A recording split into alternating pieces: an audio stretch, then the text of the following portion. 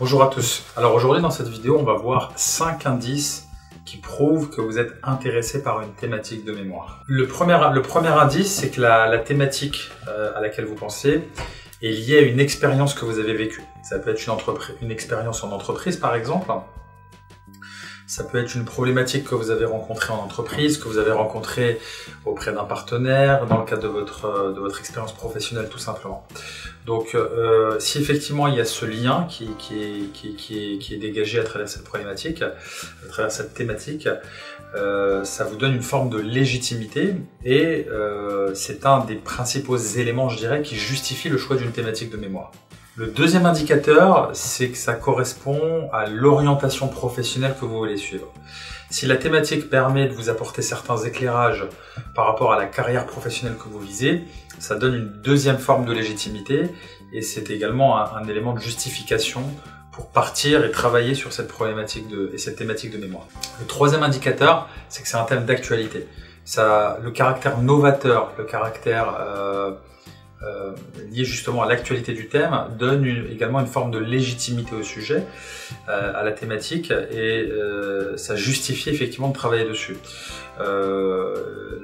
Si la thématique est d'actualité, elle est pertinente, elle apporte des solutions elle peut apporter des solutions à des problématiques d'aujourd'hui, à des problématiques que l'on peut se poser aujourd'hui, que ce soit le manager d'entreprise ou que ce soit le chercheur pour un mémoire plus académique. Cinquième indicateur que la thématique effectivement vous intéresse, c'est qu'elle apporte, de la valeur aux chercheurs.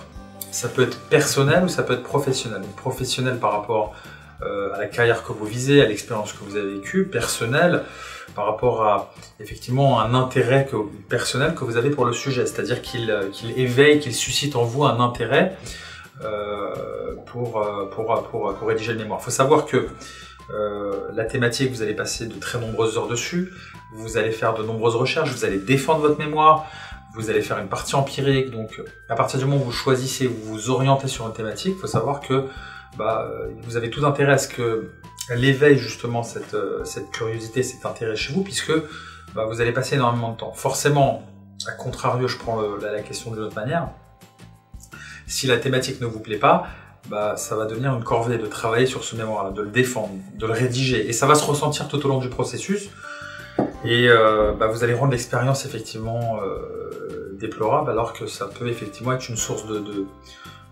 d'épanouissement, de plaisir, de travailler sur une thématique qui nous plaît. Donc le choix de la thématique et l'intérêt qu'il représente chez vous est vraiment le principal élément dans le choix effectivement d'une thématique de mémoire. Et ces cinq effectivement indicateurs qu'on vient de voir sont des indicateurs qui vous permettent d'apporter un petit peu un éclairage sur l'intérêt effectivement de ces indicateurs dans le choix de votre thématique. Voilà, j'espère que cette vidéo vous aidera effectivement à bien choisir la thématique de votre mémoire et à vous assurer que vous partez dans la bonne direction avant même de le rédiger. Je vous souhaite bon courage pour la rédaction de votre mémoire.